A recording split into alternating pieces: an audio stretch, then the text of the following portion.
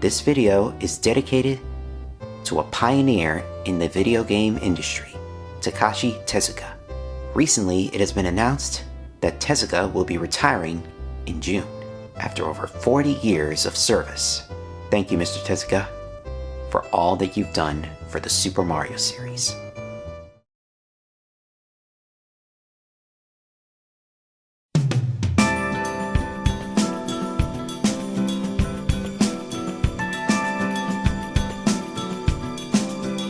"1990. With the new decade comes new beginnings, new films. These are not Joanna eggs. Molly, you in danger, girl. New TV shows. On your mark. Get set. Go! There she goes. There goes Debbie on her big sweep. New locations. Congratulations, everybody, and we're really happy to be here in Florida, and we'll be here forever. Thank you. And new technology. Nintendo was facing legitimate competition from Sega's Mega Drive/Genesis and NEC's PC Engine/TurboGrafx-16. Although neither managed to get ahead of the Famicom in Japan or the Nintendo Entertainment System in North America, they knew it best not to rest on their laurels anymore. So in November of 1990, they finally released their competitor in the 16-bit gaming market in Japan, the Super Famicom, along with the long-anticipated follow-up to Super Mario Bros. 3 as one of its launch titles. It's Super Mario World, tonight on Gaming Delight.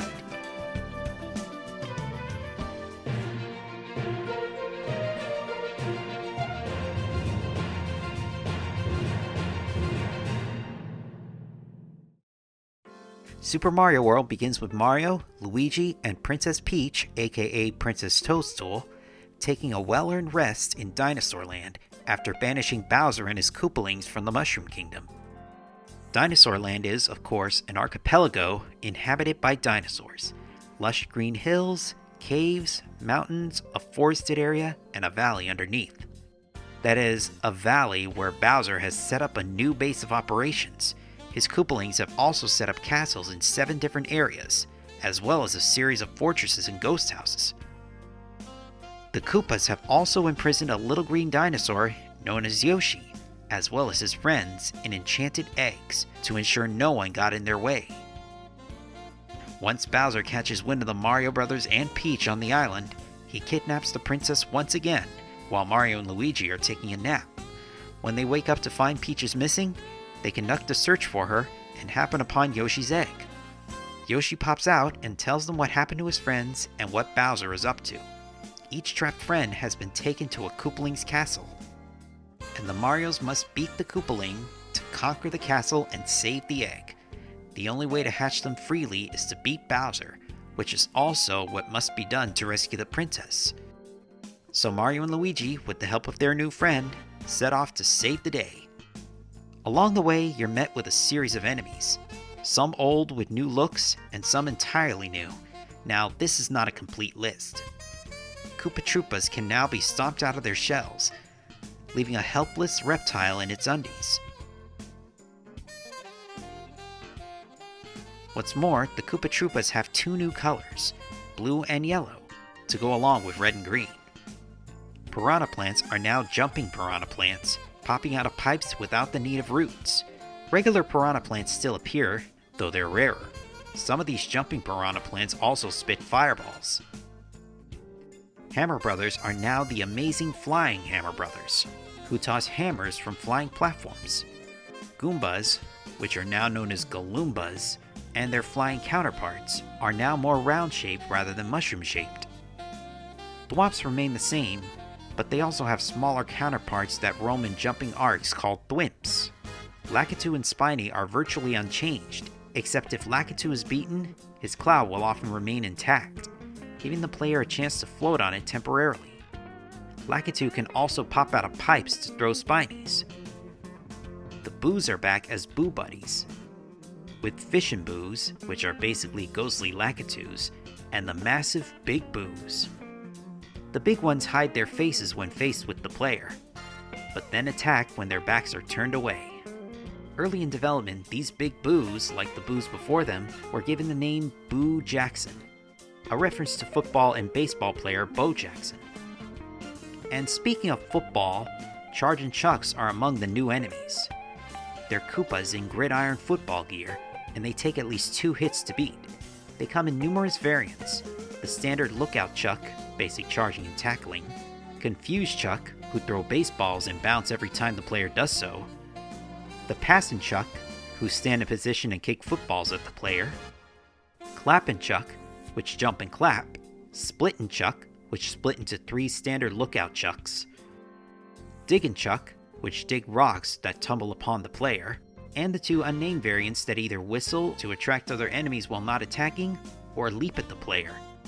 Other new enemies include Rex, a violet dinosaur that took 2 regular stomps to get rid of; Dino Rhinos, which turn into fire-breathing dino torches upon getting stomped on; Wiggler, a caterpillar who appears calm but will go berserk if stomped on; Bonsai Bill, a giant bullet bill; Torpedo Ted, an underwater torpedo with arms launched by the torpedo tubes in Soda Lake; Blarg, a lazy-eyed dinosaur residing in lava pools; Sumo Brothers, large Koopas who stomp on rows of blocks to send sparks to the ground, generating a wall of fire; Swoopers, bat-like beings hanging from cave ceilings; Magic Koopas, Koopas with magic wands appearing in castles late in the game; and Mecha Koopas, small wind-up mechanical versions of Bowser, only appearing in the final stage of the game.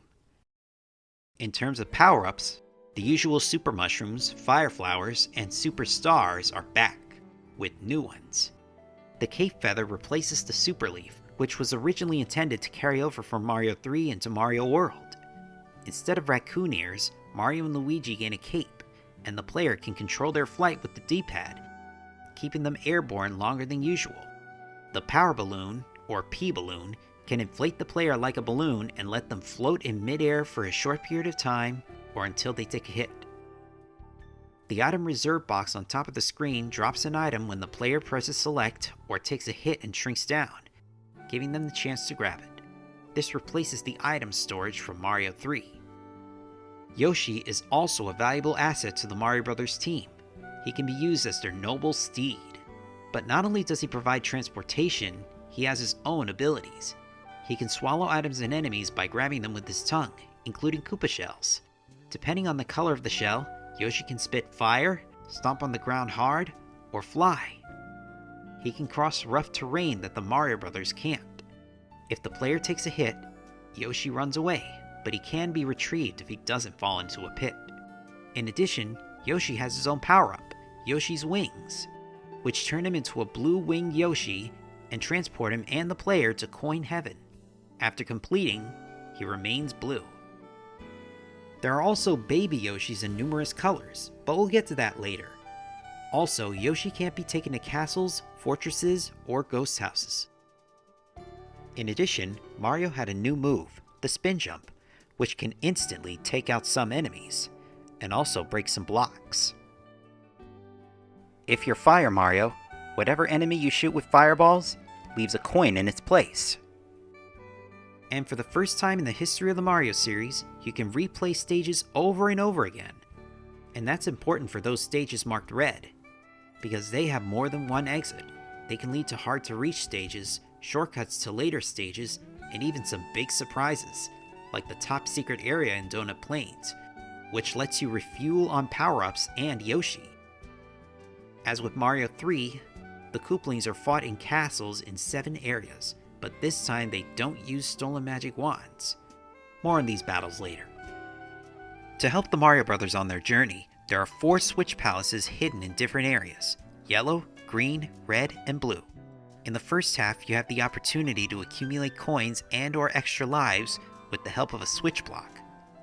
The second half is the same in practically every way in each Switch Palace. The only difference is the massive switch at the end, and only in terms of color. Stomp on the switch, and all dotted line blocks will solidify into exclamation blocks. These add more platforming, and the yellow and green blocks provide power-ups: mushroom for yellow, feather for green. Yoshi's Island is where the adventure begins. However, unlike in the previous Mario games, you get to choose your starting level. Yoshi's Island 1 is essential to reaching the Yellow Switch Palace to improve your chances later in the game. Yoshi's Island 2 is essential to continuing the game, plus it introduces you to Yoshi. I usually start with 1. Guarding Castle number 1 is Iggy Koopa. He stands on a platform floating in lava that tilts left and right every few seconds. Iggy shoots spheres with stars on them at the player. To beat him, you must stomp on him or shoot fireballs at him to knock him off the platform and into the lava. Once the castle is cleared, it's destroyed and can't be played again. At least not in the Japanese version. If you press the L and R buttons in the Western version, however, you can replay castle stages. Donut Plains is where things really start to heat up.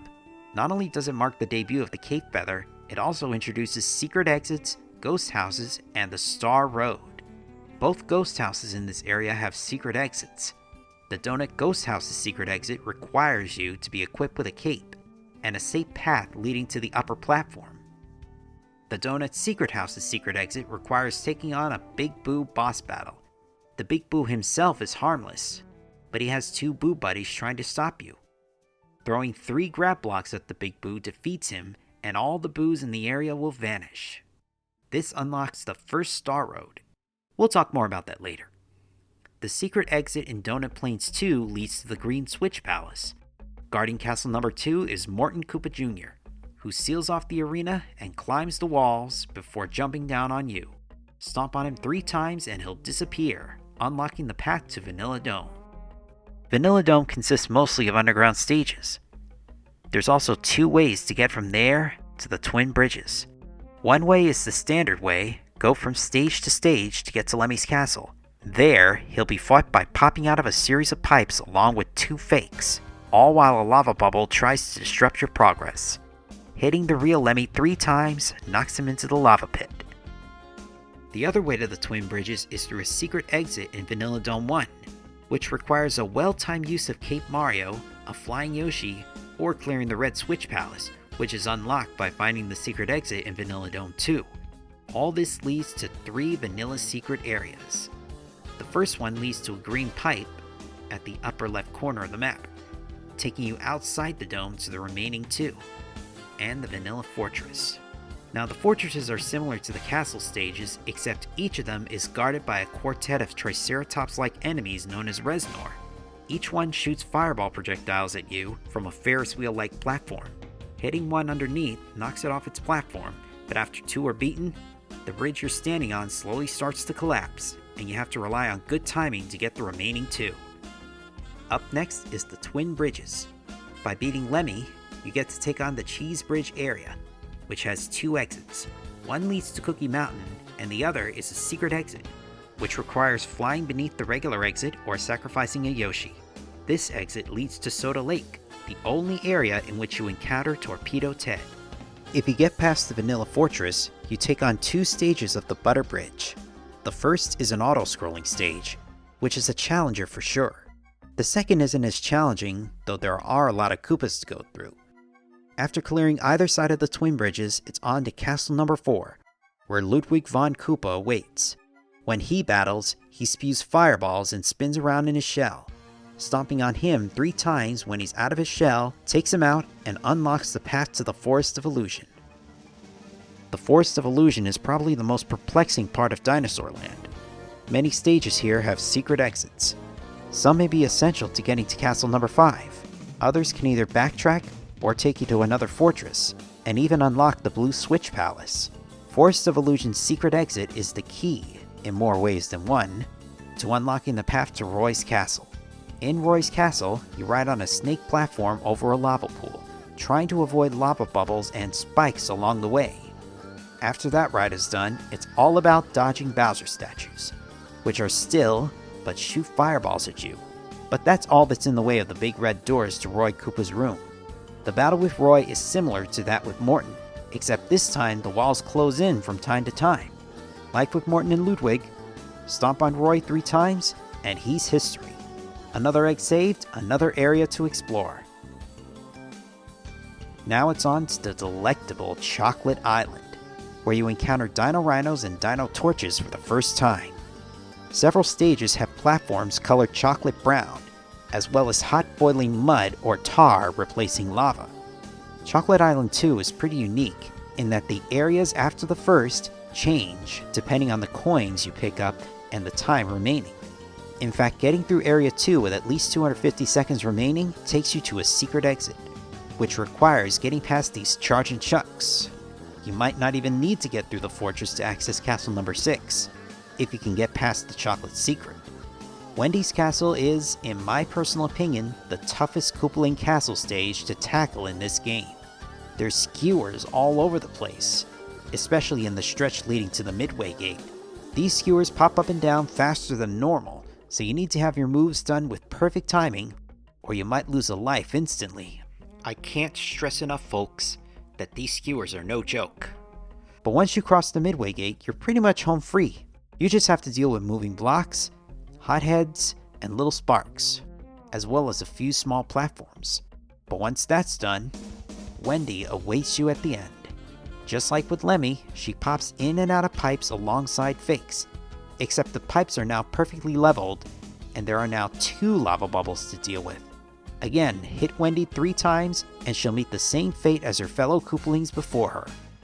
Beating Wendy's castle doesn't simply take you to the next area, instead it takes you to the sunken ghost ship, a fallen airship from Mario 3 that sank into the sea.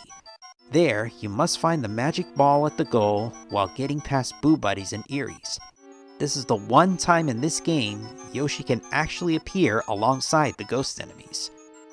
Once you obtain the ball, the ground shakes until a large cave entrance in the shape of Bowser's head rises from the depths of the sea, giving you access to the Valley of Bowser.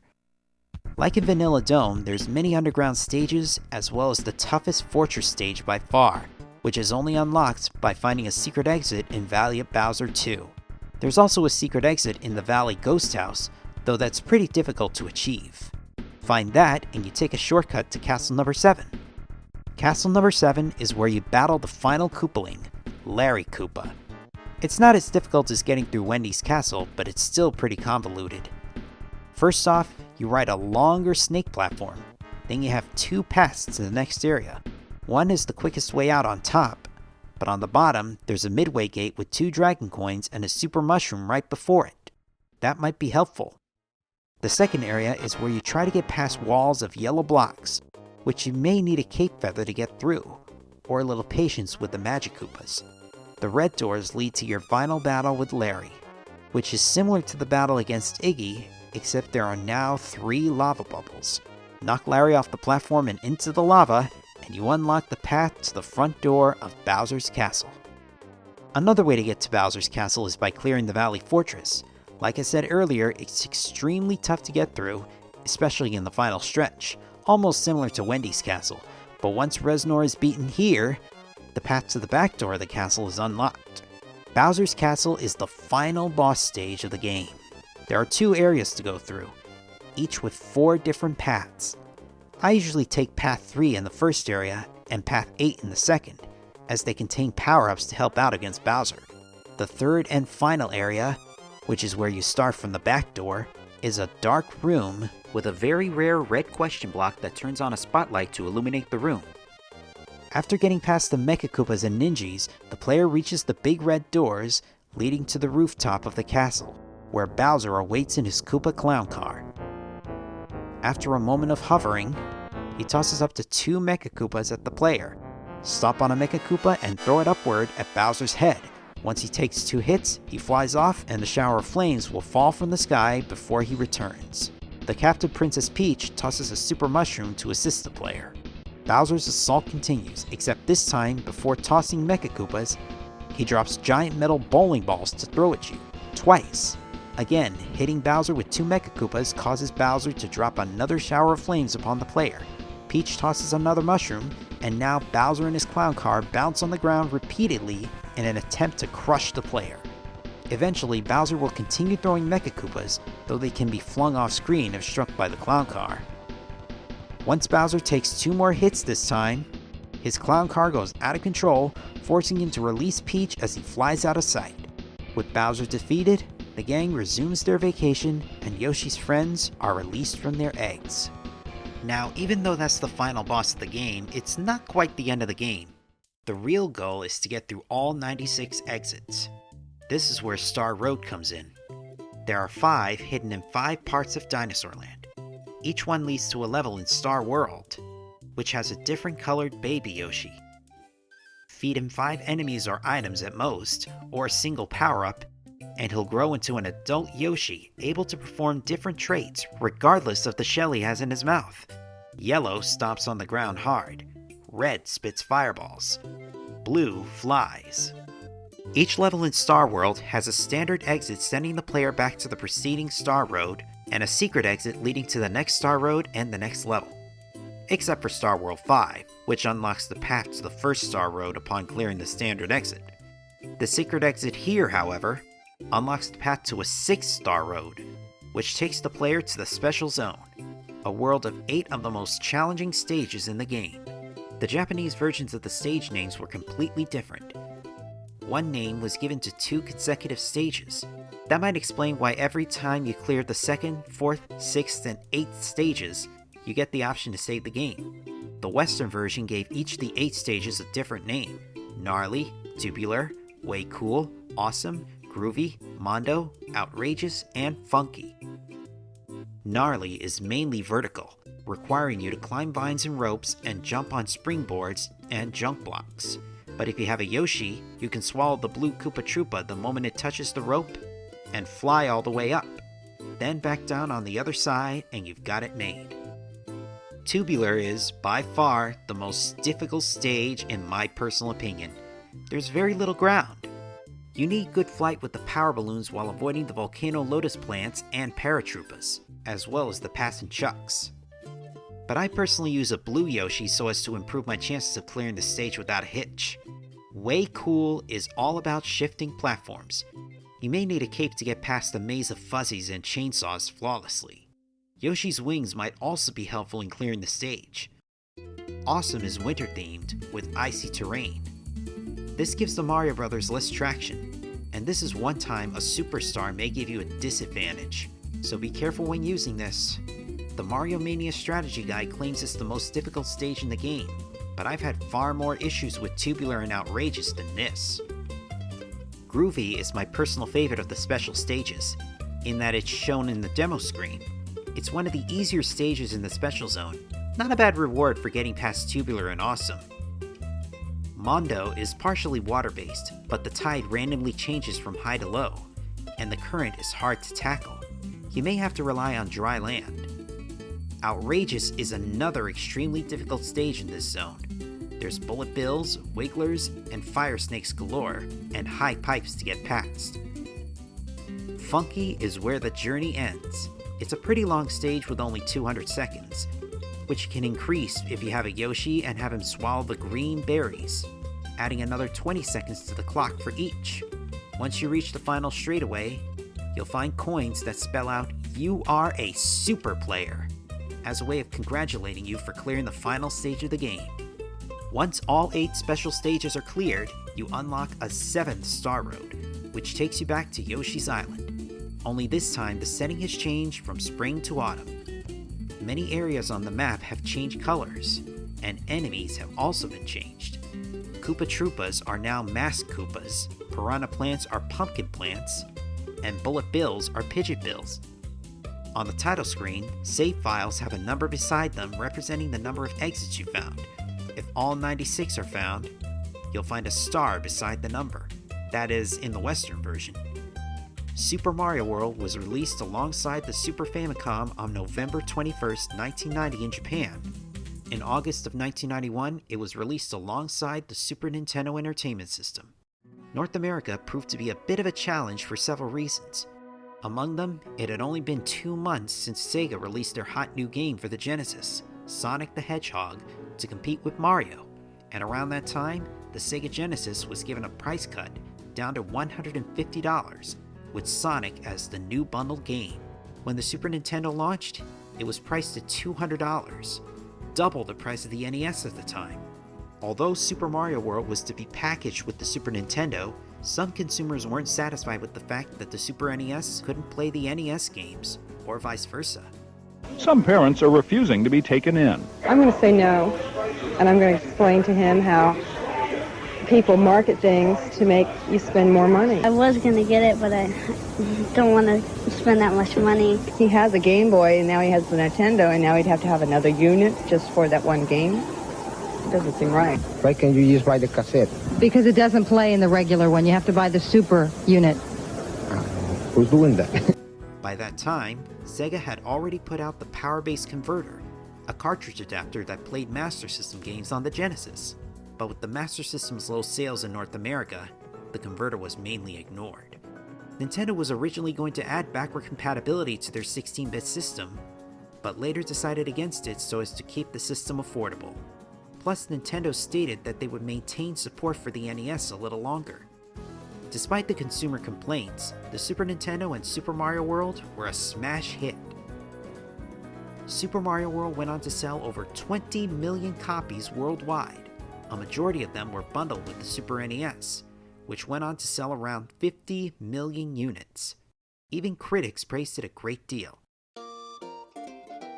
Thanks in large part to Super Mario World and Sonic the Hedgehog, Nintendo and Sega were in for a grueling battle known as the Console Wars. In every holiday season the two systems were on the market, both companies claimed victory. Ultimately, none of Sonic's games could outsell Super Mario World overall, and the Super Nintendo outsold the Genesis 5-3. As for me, Super Mario World, this was the game that kept me hooked on video games. I mean, yes, the original Super Mario Bros. Was what got me into video games in the first place, but it was Super Mario World that cemented my love for video games. My very first playthrough was sometime in the summer of 1992, when I was playing at a relative's home. They let me play Super Mario World. I totally enjoyed the game. I picked up where my relative left off, the Forest of Illusion. I recall checking out the forest secret area and testing what would happen if the clock ran out of time. Hey, I was new to gaming at the time. I wanted to know what it was like to both win and lose. After my parents picked me up and took me home, it became clear to them that I wanted a Super Nintendo of my own. And on Christmas morning of that year, there it was beneath the tree, the Super Nintendo Super Set. I spent the rest of the day playing, and even letting my uncle, the same one that showed me Super Mario Bros., play a few stages. At least I think that's how it went down. I can't say the details are concrete. I was only 4 back then. All I know for sure is that this was the day I got my Super Nintendo and Super Mario World. It may have taken me about 4 years to beat Bowser, but then again, I had to overcome fear to do so. Fear of the Big Boo, that is. He was the only part of the game who gave me a jump scare at the time. I couldn't bear to get past the ghost houses that had the Big Boo inside. Even too chicken to go into the Chocolate Island ghost house at first. But I knew I wasn't going to get anywhere if I kept chickening out. So I ventured forth, and surprisingly, there was no Big Boo in that ghost house. I managed to clear that tricky level, then decided to face the Big Boo in the ghost houses he was in. I was even surprised he had a boss battle in the Donut Secret House. I just wish I had the Mario Mania strategy guide back then. Then I wouldn't be having issues with the Big Boo. Instead, I'd only have to worry about the Special Zone. Tubular was the one that gave me the most trouble, until a little luck with the power balloon saved the day. And speaking of saving, I was even more impressed that after clearing every second stage of the zone, I chose whether or not to save the game. And I was also amazed at how much had changed in the game once I cleared all 8 special stages. But what I didn't know for a long while was that after waiting for about 2 minutes on the Special Zone map, the background music switches to the Super Mario Bros. Overworld theme. Listen!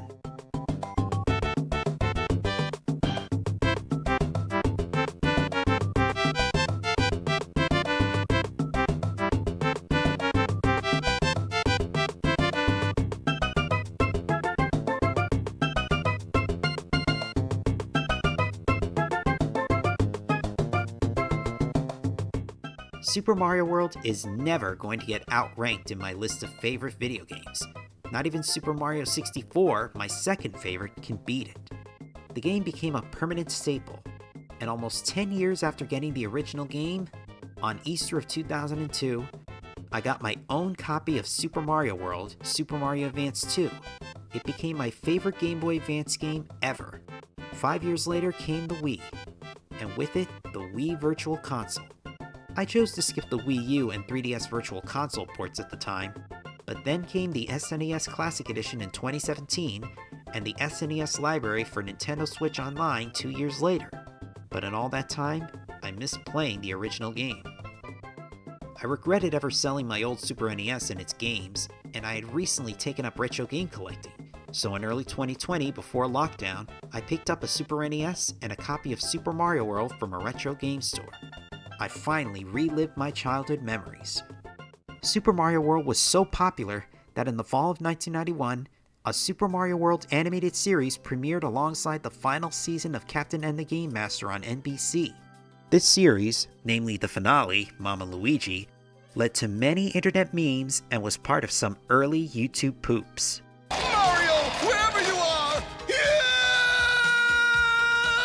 Help! Now I know how a meatball feels. Yoshi don't like meatballs. Mama? Mama Luigi? You didn't tell me you were bringing a secret weapon, Luigi. That's Mama Luigi to you, Mario. Other Super Mario World merchandising came along, including toys, a Nelsonic Game Watch, a skee-ball game, a Japan-exclusive gambling game by Konami, and food products. I recall partaking in the Super Mario ice cream with the bubblegum nose back in my boyhood during the summer.